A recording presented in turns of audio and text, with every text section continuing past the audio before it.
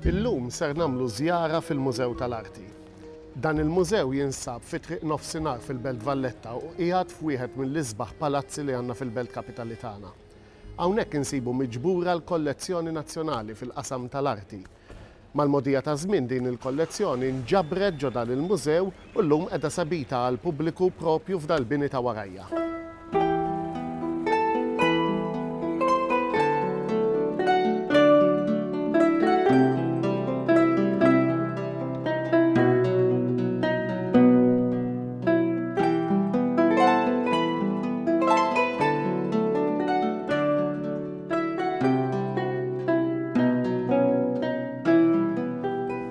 Kif għattilkom dan il-mużew jinsab f'wieħed mill-isbaħ palazzi li għandna fil-Belt Valletta. Dan il-palazz imbena fis-seklu 18 fuq stil Rokoko. Dak iż-żmien il-Belt Valletta kienet għaddejja minn żmien ta' tibdil fejn ħafna palazzi bdew jinbnew fuq stil iktar sabiħ, speċjalment barokk. Ma' żmien dan il-palazz baqa' jintuża minn diversi kavallieri. Nafu fiċ-ċert li qablu kien hawn bini ieħor li jieħodna lura għall-bidu tal-Belt Valletta.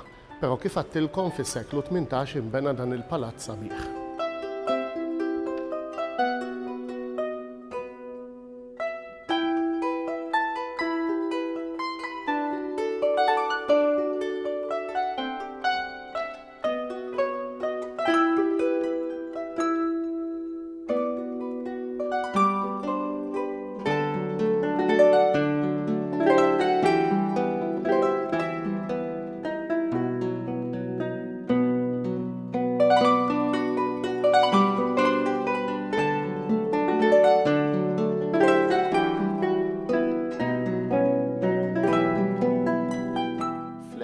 Fl-1763 din il-binja kienet lesta u kif għattilkom intużat minn diversi kavallieri.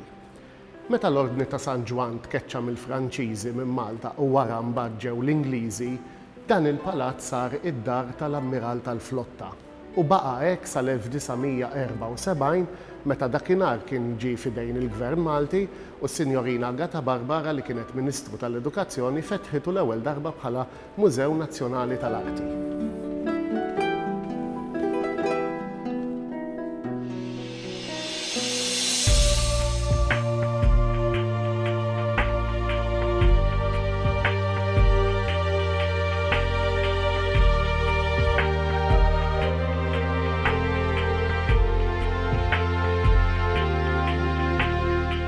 Dik li hija arti l-kollezzjoni nazzjonali hija sinjura ħafna.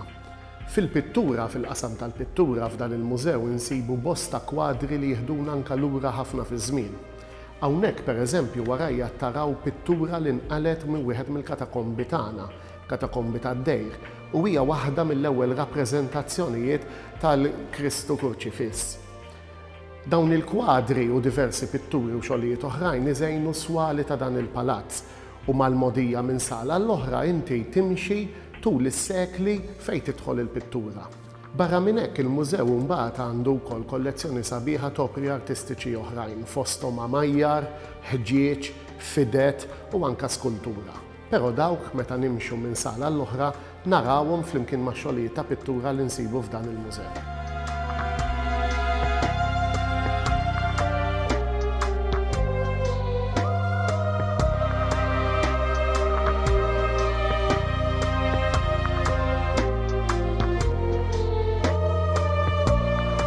Huma diversi il-kwadri li huma meqjusa bħala kapolavuri f'dan il-mużew, fosthom dan qed taraw warajja li huwa tal-pittur imsejjaħ La Valentine. Din naraw il-xena ta' Giuditta taqta' ras u Liferne. La Valentine kien wieħed mis-segwaċi ta' Caravaggio. Fil-fatt huwa meqjus bħala wieħed mill-iktar importanti bħala segwaċi ta' Caravaggio. Fl-istess sala nsibu diversi kwadri oħrajn mill-isbaħ fosthom il-kwadru ta' Kristu jħaddan is-salib ta' Guido Reni li huwa kwadru ieħor mill-isbaħ li nsibu wkoll f'din is-sala.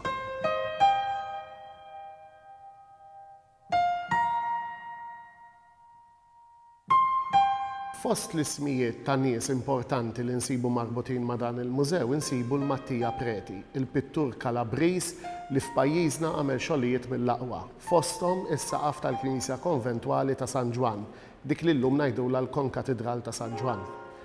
F'dan il-mużew għandna kollezzjoni mill-isbaħ u numeruża ta' xogħlijiet ta' dan l-artist. Fosthom insibu l-famuża pittura ta' San Giovannino kif insejħula. San Ġwan liebes ta' kavallier, waħda mill-uniċi pittura li jagħmel ta' dan it-tip Mattia Preti.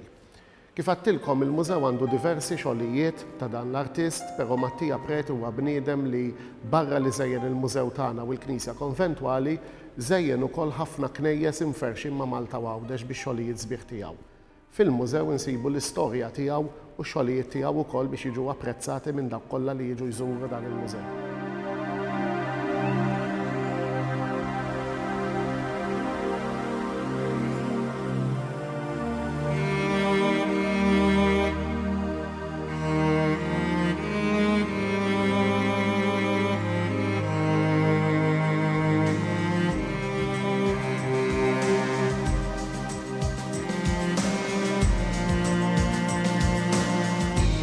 Kif għattilkom fil-mużew barra pittura nsibu wkoll xogħlijiet mill-isbaħ ta' skultura u ismijiet kbar ukoll. Fosthom Melchior Gafa u x-xogħlijiet tiegħu li nsibu f'dan il-mużew. Insibu wkoll xogħlijiet sbieħ ferm ta' Antonio Shortino. Barra minn hekk numru ta' skulturi u artisti oħrajn li x-xogħol tagħhom jinsab f'dan il-mużew biex jiġi apprezzat. Insibu wkoll kollezzjoni sabiħa ta' fidet li iżżejjen ukoll is-swali ta' dan il-mużew.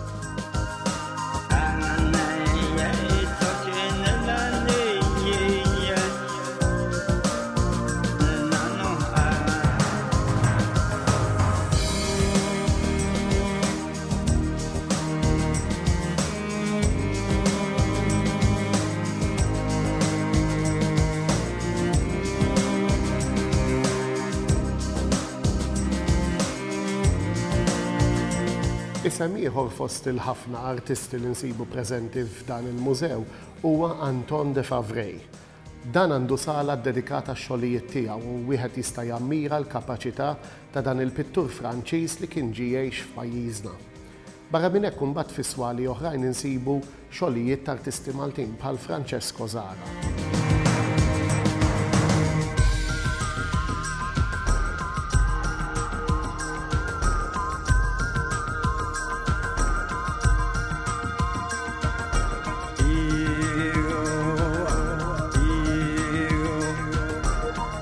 Fost ix-xogħlijiet sbieħ li nsibu f'dawn is-swali ta' nisfel insibu diversi pittura fosthom l-Allegorija ta' Malta ta' Francesco da Mura li hija waħda mill-xogħlijiet sbieħ f'dawn is-swali. Però hawnhekk ukoll insibu mħalta mal-pittura diversi amajjar mill-isbaħ kif għattilkom, gradenzi, ġinokjaturi u biċċiet xogħol oħra ta' amara li jmorru lura fi żmien huma kollha opri ta' arti kbira.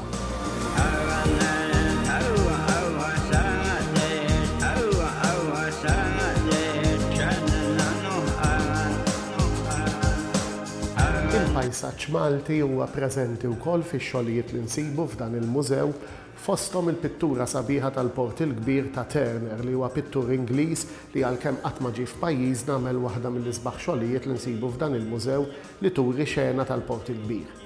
Barra minn hekk huma diversi l-artisti l-oħrajn kemm Maltin u anke barranin li tawna diversi xogħlijiet tal-pajsaġġ Malti u nsibuhom f'dawn il-kmamar f'din il-parti tal-mużew.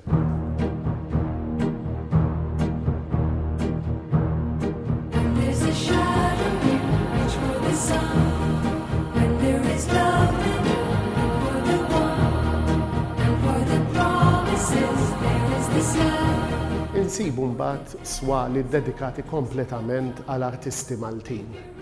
F'dawn is-swali insibu kwadri bħal dan, il-kwadru li juri l-mewt ta' Dragut ta' Giuseppe Calì li huwa meqjus bħala wieħed mill-isbaħ xogħlijiet ta' dan l-artist Malti. Insibu wkoll il-kwadru sabiħ tal-qtil ta' Abel minn ħuħ Kajjin tal-Azzru Pisani li huwa wkoll kwadru kbir u xogħol sabiħ fost dawn ix-xogħlijiet ta' artisti Maltin li nsibu kif għattilkom f'dawn il-kmamar.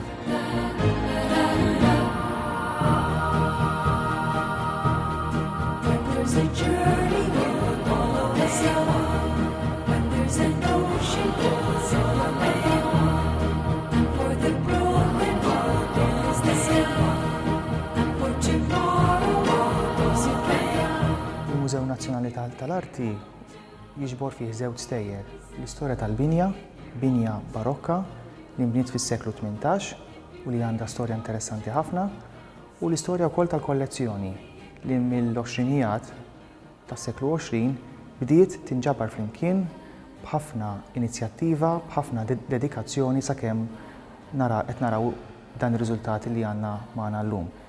L-istorja tal-kollezzjoni fiha nifisha hija wkoll marbuta u minsuġa mal-istorja tal-identità Maltija u tal-isforzi kollha li saru biex Malta issir nazzjon u ssir pajjiż ħieles u indipendenti. Il-mużew illum huwa ħafna aktar miftuħ, ikun hawn bosta attivitajiet għall-udjenzi differenti għaliex nemmnu li dan huwa l-iskop ta' mużew. Il-mużew mhux qiegħed hemmhekk għat-turist għalkemm huwa importanti li jkollna l-mużewijiet li jistgħu jżuru it-turisti meta jkunu fostna, imma aktar minn hekk huwa post fejn kull Malti jħossu komdu u jħossu li għandu jiġi jara dak li fl-aħħar mill-aħħar huwa tiegħu.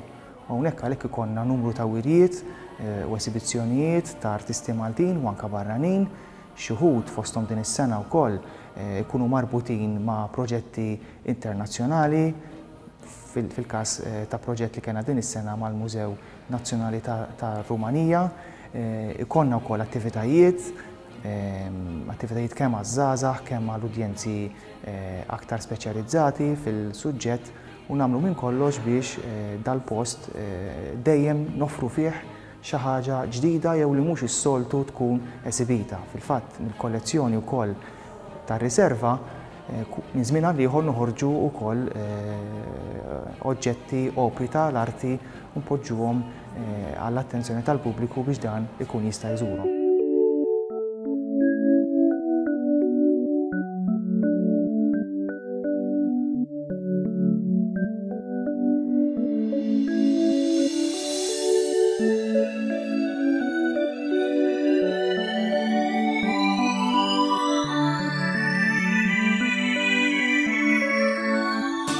L-aħħar parti tal-mużew insibu post fejn huwa dedikat lill-artisti iktar viċin lejn żmienna, artisti Maltin ovvjament.